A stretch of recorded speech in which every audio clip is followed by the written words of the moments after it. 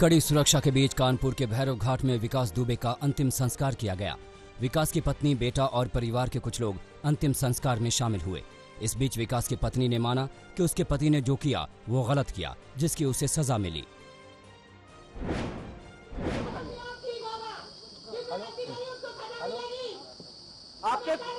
आपके पति ने गलती की थी, मानती हैं आप कि आपका पति हत्यारा था? उसके साथ सही हुआ? सही हुआ?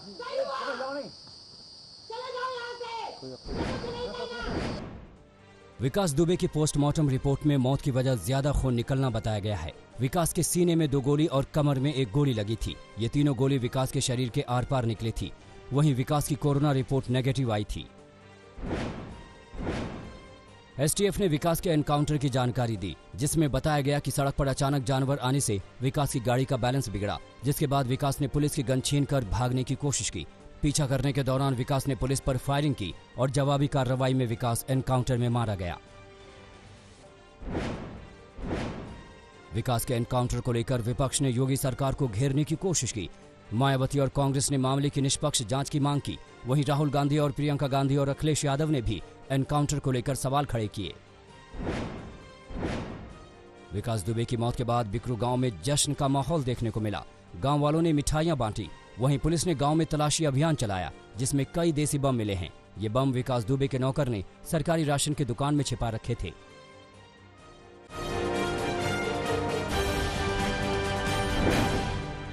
एलएसी के हालात पर कांग्रेस नेता राहुल गांधी ने एक बार फिर मोदी सरकार पर हमला बोला है। ट्विटर के जरिए राहुल गांधी ने मांग की है कि भारत सरकार देश को बताए कि उसने कौन से कदम उठाए हैं ताकि चीन भारतीय इलाकों पर कब्जा न कर सके। साथ ही राहुल गांधी ने सरकार से एक स्वतंत्र जांच भी बिठाने की मांग की है, जिससे भारतीय इलाके में चीन की घुसपैठ को लेकर सारी बातें साफ हो सके। कांग्रेस अध्यक्ष सोनिया गांधी आज पार्टी के लोकसभा सांसदों के साथ एक बैठक करेंगी। वीडियो कॉन्फ्रेंसिंग के जरिए आज सुबह 10:30 बजे होने वाली बैठक में सोनिया गांधी कोरोना से बने हालात और इसकी वजह से पैदा हुए आर्थिक संकट के मुद्दे पर मोदी सरकार को घेरेंगी। आरजेडी नेता तेजस्वी यादव ने कोरोना संकट के हालात में बिहार विधानसभा चुनाव की तैयारियों पर सवाल उठाए हैं। बढ़ते संक्रमण का हवाला देते हुए तेजस्वी यादव ने चुनाव आयोग से बिहार में चुनाव टालने की मांग की है। एनडीए की सहयोगी एलजेपी के अध्यक्ष चिराग पासवान ने भी इसी तरह की चिंता जताई है। हालांकि तेजस्वी यादव के बयान पर जेडीयू ने तंज कसा है कि वो चुनाव से डर रहे हैं।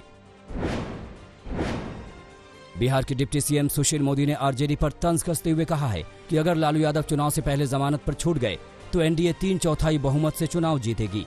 सुशील मोदी के मुताबिक लालू प्रसाद अगर जनता के बीच रहते हैं तो उनके 15 साल के शासनकाल की याद दिलाने में एनडीए को कोई मेहनत नहीं करनी होगी। दरअसल आरजेडी कार्यकर्ताओं के बीच ये चर्चा गर्म है कि विधानसभा चुनाव से पहले लालू प्रसाद यादव जमानत पर जेल से छूट जाएंगे।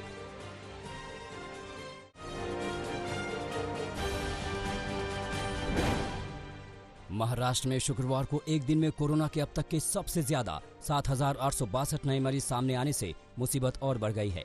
राज्य में बीते 24 घंटे में 226 लोगों की मौत हो गई। राज्य में अब तक कोरोना के 2,38,461 मामले सामने आए हैं, जबकि 9,893 मरीजों की मौत हो चुकी है। अगर हम अकेले मुंबई शहर की बात करें तो बीते 24 घंटे में कोरोना के 1,337 मरीज बढ़े हैं, जबकि 73 मरीजों की मौत हो चुकी है। मुंबई में अब तक कोरोना का आंकड़ा 90,461 तक जा पहुंचा है, जबकि वायरस से कुल 5,205 मरीजों की मौत हो चुकी है। दिल्ली में बीते 24 घंटे में कोरोना के 2,089 मामले दर्ज किए गए। इसी के साथ राजधानी में मरीजों का आंकड़ा 1,09,000 के पार हो चुका है। दिल्ली में अब तक 3300 मरीज कोरोना से जंग हार चुके हैं। दिल्ली में कंटेनमेंट जोन की संख्या बढ़कर 633 हो गई है। उत्तर प्रदेश में भी कोरोना की रफ्तार बेकाबू होती जा रही है। शुक्रवार को 1,347 नए मरीज बढ़ गए, जो कि अब तक का एक दिन में सबसे ज्यादा मरीजों का आंकड़ा है। यूपी में अब तक कोरोना के 889 मरीजों की मौत हो चुकी है। बीते 24 घंटे में नोएडा में 87 और गाजियाबाद में 124 नए मरीजों की पहचान हुई है। पुणे में तेजी से बढ़ते कोरोना संक्रमण के चलते सोमवार से एक बार फिर लॉकडाउन लगाने का फैसला किया गया है। इस दौरान सख्त पाबंदियां लगाई जाएंगी। शहर में पहले 25 मार्च से 31 मार्च तक लॉकडाउन लगाया गया था। पुणे में अब तक कोरोना के 26,000 से ज्यादा केस सामने आ चुके हैं, जबकि 800 मरीजों की मौत हो चुकी है। पुणे में नए सिरे से लॉकडाउन के ऐलान के चलते शराब की दुकानों में एक बार फिर से भीड़ जुट गई। लॉकडाउन में सिर्फ जरूरी चीजों की दुकानों को खोलने की अनुमति रहेगी और शराब समेत सारी दुकानें बंद रहेंगी। इसलिए शराब के शौकीन लॉकडाउन से पहले ही स्टॉक जमा करने के लिए दौड़ पड़े, जिसके चलते शराब दुकानों पर फिर से कतारें लग गई। शुक्रवार को देश में कोरोना के मामलों में रिकॉर्ड उछाल दर्ज किया गया। एक दिन में 26,506 नए केस दर्ज किए गए। इस दौरान 475 मरीजों ने दम तोड़ दिया। देश में कोरोना के कुल मामले 7,93,000 को पार कर चुके हैं, जबकि कुल मौतों का आंकड़ा 21,600 से ज्यादा हो चुका है। पूरे उत्तर प्रदेश में शुक्रवार रात से फिर से लॉकडाउन कर दिया गया है, जो सोमवार सुबह 5 बजे तक जारी रहेगा। इस दौरान सभी दफ्तर, बाजार, मॉल और मंडियां बंद रखने का आदेश है। हालांकि जरूरी सामानों की दुकानें और अस्पताल खुले रहेंगे। लोगों को बिना जरूरी वजह के बाहर निकलने पर पाबंदी है, लेकिन जरूरी सेवा से जुड़े लोगों की आवाजाही पर रोक टोक नहीं है। हाल के दिनों में यूपी में संक्रमण के मामलों में उछाल की वजह से ये फैसला लिया गया है।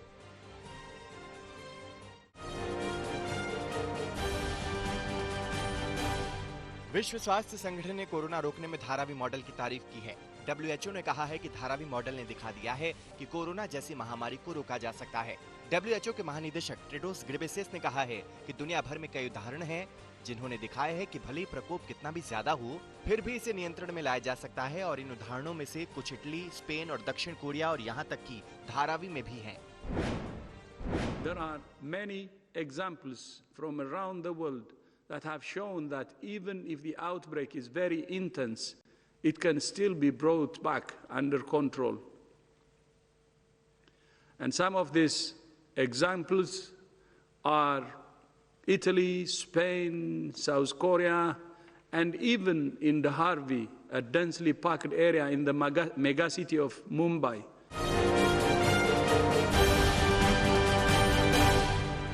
बिहार के आरा में बदमाशों की ताबड़तोड़ फायरिंग में एक शख्स की मौत हो गई, जबकि 2 लोग जख्मी हो गए। पुलिस के मुताबिक ट्रैक्टर फाइनेंस के मामले पर शुरू हुआ विवाद यहां तक आ पहुंचा। ट्रैक्टर शोरूम मालिक और फाइनेंसर के हथियारबंद गुर्गों ने गांव में हमला कर दिया और ताबड़तोड़ गोलियां बरसाकर फरार हो गए। मामला रसूखदारों का है, लिहाजा पुलिस ने चुप्पी साध रखी है। दिल्ली के एम्स अस्पताल की 10वीं मंजिल से गिरकर एक जूनियर डॉक्टर की मौत हो गई। अंदेशा जताया जा रहा है कि जूनियर डॉक्टर अनुराग ने खुदकुशी की है। हालांकि खुदकुशी की वजहों पर कोई कुछ बोलने को तैयार नहीं है। डॉक्टर अनुराग एम्स कैंपस के फ्लैट में ही अपनी मां के साथ रहते थे। नोएडा में सैमसंग कंपनी के गोदाम से चोरी हुई करीब 2.5 करोड़ कीमत के मोबाइल पार्ट्स बरामद कर लिए गए हैं। कंपनी ने कंटेनर ड्राइवर के खिलाफ मामला दर्ज कराया था। पुलिस ने ड्राइवर समेत सभी 6 आरोपियों को गिरफ्तार कर लिया। पटना में एक शख्स को पत्नी की हत्या के आरोप में गिरफ्तार किया गया है। पुलिस पूछताछ में आरोपी ने 2.5 लाख में पत्नी की हत्या की सुपारी देने की बात कबूली है। मामले में अवैध संबंधों और बेटी की चाहत को हत्या की वजह बताया जा रहा है। गुजरात की एसओजी ने 38 साल पुराने बैंक डकैती के मामले में एक आरोपी को बाड़मेर से गिरफ्तार किया है। आरोपी शक्ति सिंह एक जमाने में डकैत था, लेकिन उसने 1990 में ही राजस्थान सरकार के सामने सरेंडर कर दिया था, जिसके बाद उसके खिलाफ दर्ज सभी केस वापस हो गए थे। हालांकि गुजरात में बैंक डकैती के मामले में उसके खिलाफ वारंट जारी था, जिसके चलते उसे इतने सालों बाद सलाखों के पीछे जाना पड़ा।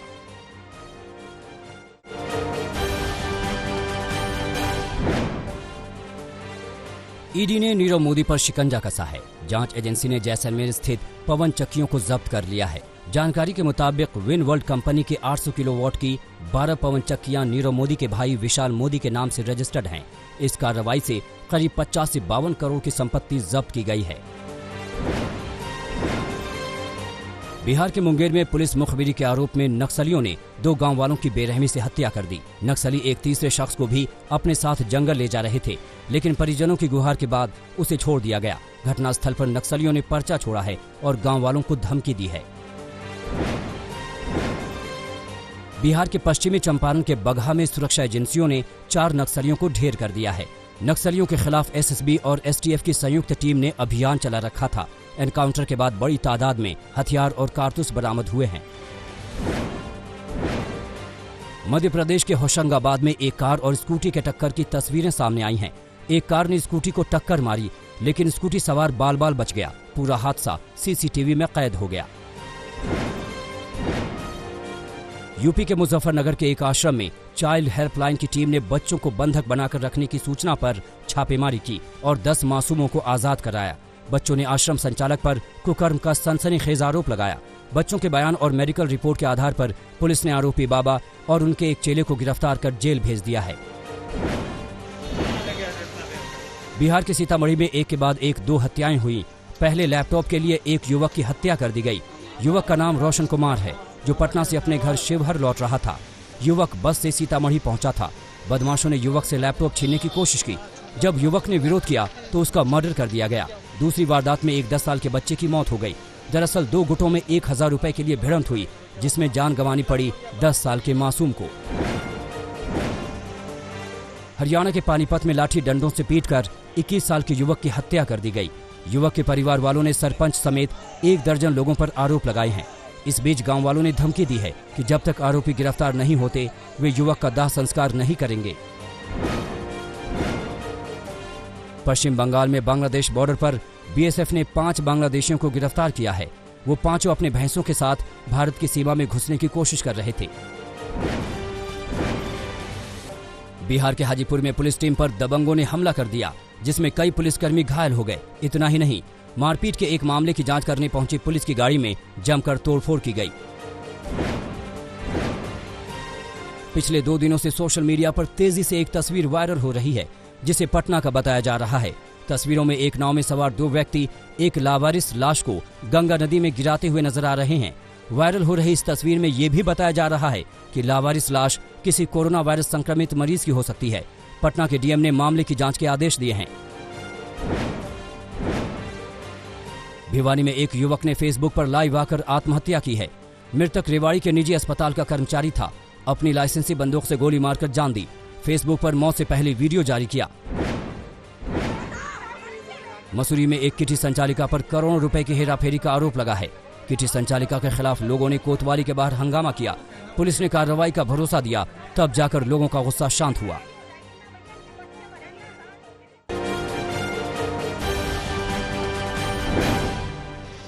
दिल्ली के कई इलाकों में कल रात झमाझम बारिश हुई। बारिश से चढ़ते पारे से लोगों को राहत मिली है। पिछले 2 दिनों से दिल्ली के आसमान में बादलों का डेरा था, लेकिन बादल न बरसने से दिल्ली वाले निराश थे। कल की बारिश ने उस निराशा को दूर कर दिया है। दिल्ली से सटे गाजियाबाद और नोएडा में भी बादल जमकर बरसे।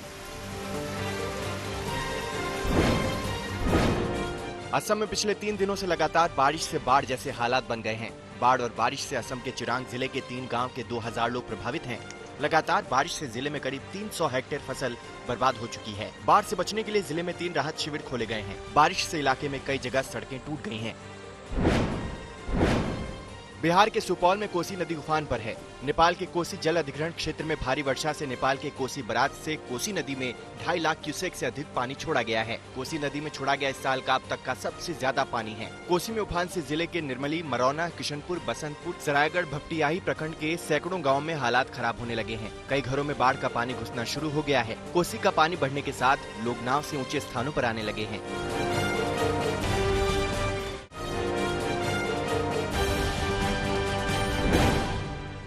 उत्तराखंड में मूसलाधार बारिश मुसीबत बनी हुई है। उत्तराखंड के चमोली के लामबगड़ में शुक्रवार की शाम 6 बजे अचानक पहाड़ भरभरा कर सड़क पर आ गिरा। इसकी वजह से बद्रीनाथ राष्ट्रीय राजमार्ग 58 बंद हो गया। इसकी वजह से श्रद्धालुओं और स्थानीय लोगों को आने जाने में खासी परेशानी उठानी पड़ रही है। अरुणाचल प्रदेश के पामुकपारे जिले के दोईमुख में भारी बारिश के बाद लैंडस्लाइड में कई मकान जमींदोज हो गए। मलबे में दबने से 4 लोगों की मौत हो गई, जिनमें 8 साल का एक मासूम भी है। एनडीआरएफ और पुलिस ने कई घंटे रेस्क्यू ऑपरेशन चलाने के बाद शवों को बाहर निकाला। प्रधानमंत्री मोदी ने हादसे पर ट्वीट कर दुख जताया।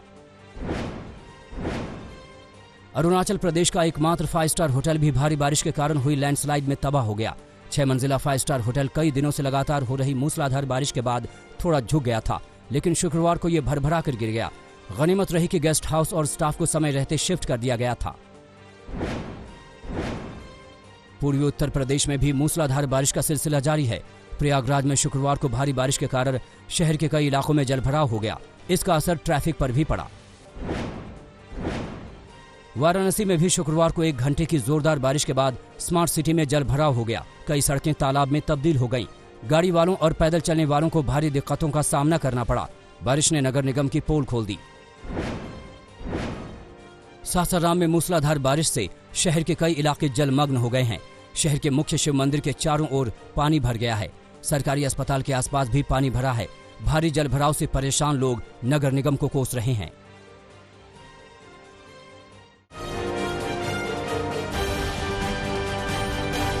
दुनिया में कोरोना का ग्राफ बढ़ता जा रहा है। ताज़ा आंकड़ों के मुताबिक कोरोना संक्रमितों की संख्या 1,25,000 के करीब पहुंच चुकी है। पूरी दुनिया में जानलेवा वायरस से मरने वालों की तादाद 6,60,000 के करीब पहुंच चुकी है। कोरोना संक्रमितों और कोरोना से मौत के मामले में अमेरिका अब भी टॉप पर है। अमेरिका में कोरोना मरीजों की संख्या 32,47,000 के पार पहुंच चुकी है। वहीं मौत का आंकड़ा 1,36,000 के पार पहुंच चुका है। दूसरे नंबर पर ब्राजील है, जहां कोरोना मरीजों की संख्या करीब 17,62,000 है। नेपाल के प्रधानमंत्री केपी ओली के भविष्य का फैसला करने वाली नेपाल कम्युनिस्ट पार्टी यानी एनपीसी की बैठक लगातार चौथी बार स्थगित हो गई है। एनपीसी के 45 सदस्यों वाली स्टैंडिंग कमेटी को यह फैसला करना है कि केपी ओली प्रधानमंत्री पद पर बने रहेंगे या नहीं। दरअसल नेपाल कम्युनिस्ट पार्टी के कुछ दिग्गजों ने ये कहते हुए ओली के इस्तीफे की मांग कर रहे हैं कि नेपाली पीएम का भारत के प्रति स्टैंड सही नहीं है। इस बार मीटिंग कैंसिल करने की वजह बाढ़ बताई गई है। नेपाल में भारी बारिश, बाढ़ और भूस्खलन से अब तक 22 लोगों की मौत हो चुकी है। इटली के वेनिस में मोबाइल फ्लड बैरियर का ट्रायल शुरू किया गया। पिछले साल नवंबर में इटली के इस ऐतिहासिक शहर में बाढ़ ने कोहराम मचाया था, जिसके बाद इस बैरियर का निर्माण किया गया है। इस बैरियर सिस्टम को ऐसा बनाया गया कि इसके 78 गेट एक साथ खोले और बंद किए जा सकते हैं। रूस में साइबेरिया के जंगल अब भी धू-धू कर जल रहे हैं।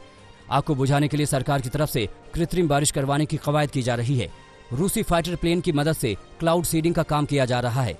दरअसल साइबेरिया में 40,000 हेक्टेयर से ज्यादा जंगलों में पिछले कुछ दिनों से लगातार आग जल रही है, जिसे बुझाने की कोशिशें की जा रही हैं। चीन के हुबई प्रांत को कोरोना के बाद अब बाढ़ ने परेशान कर दिया है। मूसलाधार बारिश के बाद आए सैलाब से करीब 1 लाख लोग प्रभावित हैं। 500 से ज्यादा जवानों और सुरक्षा कर्मियों की राहत टीमें दिन रात लोगों के रेस्क्यू ऑपरेशन में लगी हैं। लेकिन राहत कर्मियों के लिए भूस्खलन एक बड़ी चुनौती बनी हुई है। कोरोना संकट के बीच पुर्तगाल के लिस्बन से एक सुकून देने वाली तस्वीर सामने आई है। समंदर के किनारे डॉल्फिन मछलियां खेलती दिखाई दे रही हैं। पिछले कुछ सालों से डॉल्फिन मछलियों का देखा जाना दुर्लभ हो गया था। जानकार बताते हैं कि लॉकडाउन की वजह से जब प्रदूषण घटा तो मछलियां फिर दिखाई देने लगी। कोरोना संकट के बीच आईफिल टावर को सैलानियों के लिए खोल दिया गया है। अब यहां घूमने के लिए आने वाले लोग करीब 187 फीट की ऊंचाई पर म्यूजिक का लुत्फ उठा सकते हैं। यहां एक बार भी है, जिसे फिलहाल 28 अगस्त तक खोला गया है। यहां आने वालों के लिए मास्क का इस्तेमाल करना जरूरी होगा।